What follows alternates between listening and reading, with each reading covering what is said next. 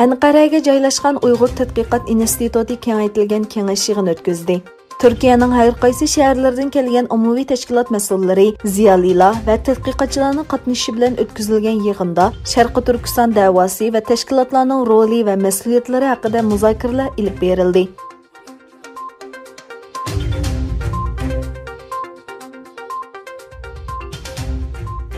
Amerika parlament a'zosi Tadyoxu Avam palatasida Sharqi Turkistonning o'rni va Sharqi Turkiston xalqining hozirgi ahvoli haqida atrofli bir nutq so'zladi.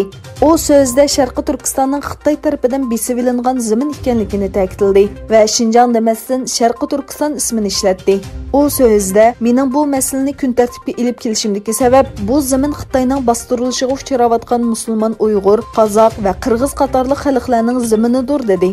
U yana Sharqi Turkistonda jazo lagerlari qurilib, bu lagerlarda qo'rqinchli ishlarning yuz berayotganligini, buning haqiqat ekanligi to'g'risida yetarli faktlarning borligini, Xitoyning Sharqi Turkistonda 1 milliondan ortiq Uyg'ur va boshqa Turkiy xalqlarni atalmish qayta tarbiyalash lagerlariga qamaganligi, lekin bu o'rinlarning tarbiyalash lageri emasligini o'tirib qo'ydi.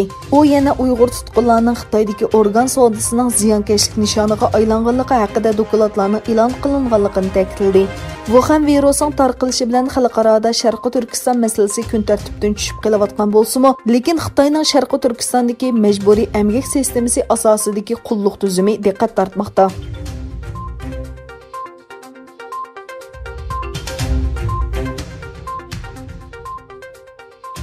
Dunyoda yangi tipli koronavirusi bilan yuqumlangan deb diagnoz qo'yilganlarning soni 150 mingdan oshdi.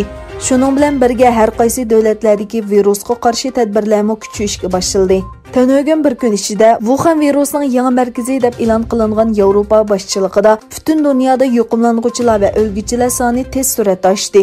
Wuhan virusining tarqalish manbasi bo'lgan Xitoyda o'lganlar sonining 3193 ga chiqqanligi, jami yuqumlanuvchining 80824 bo'lib, ulardan 3610 kishining ahvolining og'ir ekanligi e'lon qilindi. Xitoydan keyin eng og'ir zarbaga uchragan Italiyada o'lganlar soni o'tgan 24 soat ichida 175 kishi ko'payib, jami 1441 ga chiqdi. Yuqumlanuvchilar soni 21157 ga yetdi.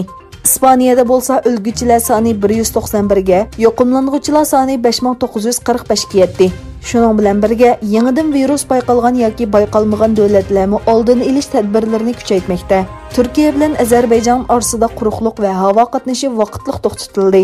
Texi virus bilan yuqumlanuvchi bayqalmagan Qirg'izistonda bo'lsa, maktablar 3 haftalik ta'til qo'yib etildi.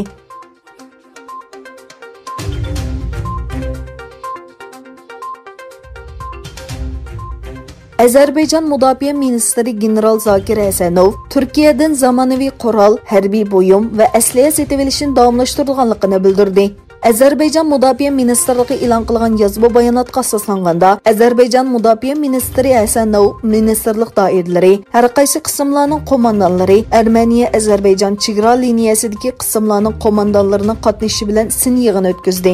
Yig'inda manevrlarda eng yangi boshqarish texnikalarini qo'llanishining ahamiyatini ta'kidlagan Hasanov, Turkiya armiyasining urush tajribalarini o'rganib, armiyamizning tayyorlik planiga qo'shishni, ikki taraf harbiy hamkorligi doirasida tajriba almashtirishni, Turkiyada ishlab chiqarilgan zamonaviy qurol, harbiy buyum va aslihalarni setib olishni bundan keyin davomlashtiramiz dedi.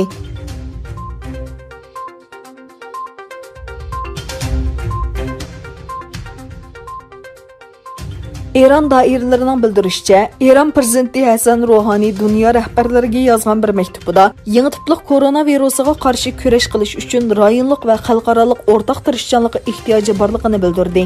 Koronavirusi krizisining xatarlik va zo'r ekanligini ta'kidlagan Ruhani, hech qanday bir davlat buni o'z oldiga hal qila olmaydiganligini aytgan.